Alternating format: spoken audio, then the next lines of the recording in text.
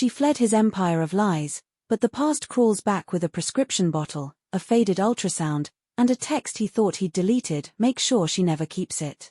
When her new love uncovers the hospital records, she's forced to ask, was their romance always a trap, and is the child she lost the reason he won't let her go? Hello everyone, this is Drama Lab, let the story begin. The fading night, the flashbulbs popped like firecrackers as I scrolled through Mia's texts, each photo burning into my retinas. Ethan stood at the charity gala, his arms slung around Sophia, their faces inches apart in a pose that screamed intimacy. Our relationship has always been like this, his voice echoed from the video clip, the words he'd finally spoken after 3 years of silence, a sentence so vague it might as well have been a confession. I'd been cleaning up the dinner I'd waited hours to serve him when the messages flooded in, followed by a grainy video of them kissing outside the restroom. My stomach lurched, and I dumped his untouched steak into the trash, the clatter of the plate drowning out the sound of my heartbeat. Mia's call came seconds later. Did you see? Are you finally leaving that bastard? Her voice cracked with anger, but I barely heard her. I was back in that auditorium 6 years ago, when Ethan had first spotted me dancing, his gaze burning through the crowd like he owned the stage. He'd swept me off my feet with late-night drives and whispered promises, making me abandon my study abroad plans for a future that turned out to be a gilded cage. I'm leaving, I said, the words tasting like freedom and ash. Packing took less than an hour. I'd always kept my things neat, a habit from years of expecting to be asked to leave at any moment. As I zipped the suitcase, I realized I couldn't find our marriage certificate. Then I laughed, we'd never gotten one. No legal ties, no paperwork, just a ring he'd slipped on my finger during a party, more performance than promise. I left it on the bedroom dresser, the diamond winking like a mocking eye. The next morning, I flew to my parents' place in Paris. Mom fussed over me, asking why Ethan hadn't come, while Dad eyed me suspiciously over his coffee. He's busy with work, I lied, my fingers tightening around the armrest of the chair. That's when our golden retriever, Max, bolted out the door, chasing a stray cat down the cobblestone street. I ran after him, catching up just as he nuzzled a man's leg, begging for scraps from a hot dog. Sorry about him, I panted, grabbing Max's collar. The man smiled, his blue eyes warm. Jake, he said, extending a hand. Don't apologize, he's too cute to stay mad at. We crossed paths again on the flight back to New York. Jake was a doctor, starting at a hospital downtown, and he talked non-stop about his job, his sister, his favorite coffee shops. I listened, grateful for the distraction, until MIA texted, *Ethan's looking for you*. By the time we landed, Jake had my number, and Ethan had my old address. MIA picked me up, her car swerving through traffic as she ranted. He's got people watching my house, stalking me like some psycho.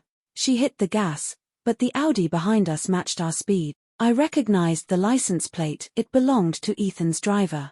He knows, I said, my voice shaking. MIA cursed, flooring it onto the highway. Ethan's call came minutes later, his voice cold through the speaker. Pull over at the next rest stop. I hung up, but he called again, and again, until MIA screamed into the phone, leave her alone. The crash happened seconds later, a van swerving into our lane, MIA jerking the wheel to avoid it, our car slamming into the guardrail. Ethan was there before the police, his face tight with anger as he pulled me out of the wreckage. You're not leaving me, he said, his hands bruising my arms. I stared at him, suddenly exhausted. We were never even married, Ethan. What exactly am I leaving? His jaw dropped, like he'd never considered that fact. I love you, he said, but the words felt hollow. I'd heard them before, between his late nights and his tabloid scandals, between the girls he swore were just friends. That's when Jake showed up, his white coat flapping in the wind, rushing to check my cuts. Let me take you to the hospital, he said, glaring at Ethan. I went with him, leaving Ethan standing in the road, his silhouette shrinking in the rearview mirror. Months passed. I got a job at a dance studio, teaching kids ballet, and tried to ignore the headlines: Ethan and Sophia rekindling their romance, Ethan at clubs with models, Ethan everywhere but in my life. Then, during a performance, my back gave out. I'd hurt it years ago, slipping in the shower while Ethan was away on business, bleeding on the bathroom floor, Miscarried a baby I hadn't even known I was carrying. The doctor said it was a tragic accident, but I'd always wondered. Jake treated my back, his touch gentle as he examined the old scar. You should get an MRI, he said, frowning. We started talking more, him bringing me soup when I was sore, me laughing at his terrible jokes. He kissed me on Christmas Eve, under the mistletoe at Mia's party, and I let him, even though my heart ached. I'm not over him, I warned, but he shook his head. I can wait. Ethan found us at that party, his face red as he shoved Jake aside. She's mine, he snarled, grabbing my wrist. I pulled away, my skin burning where he'd touched me. I'm no one's property, I said. That's when Jake showed me the files, the ones he'd found while going through old hospital records. A prescription for birth control, signed by Ethan's doctor, filled the week before I miscarried. A text from Ethan to Sophia, I won't let her have the baby star. A photo of the two of them, smiling in a hospital hallway, taken the day I lost my child. I confronted Ethan at his office, slamming the papers on his desk. He paled, stammering excuses, but I didn't listen. You killed our baby, I said, my voice breaking. How could you? He reached for me, but I flinched, stepping back. I didn't know you were pregnant, he said, but his eyes told the truth. He'd known enough to make sure it never happened. Jake was waiting outside, his car idling. Let's go, he said, opening the door. But as we drove away, I realized I didn't want to run anymore. I wanted to heal. Mia's wedding was 6 months later. I was her maid of honor, adjusting her veil when I saw Ethan across the room, his suit too tight, his eyes on me. Mia squeezed my hand. He's here to apologize, she said. I shook my head. Some things can't be apologized for. The ceremony was beautiful, Mia laughing as she tossed her bouquet. It landed at Ethan's feet.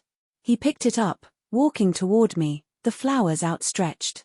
For you, he said, his voice rough. I'm sorry. For everything. I took the bouquet, the petals soft against my palms. I know, I said. He hugged me then, quick and awkward, before turning to leave. I watched him go, the weight of years lifting off my shoulders. Later, Jake found me on the balcony, staring at the stars. You okay? He asked. I nodded, smiling. I will be.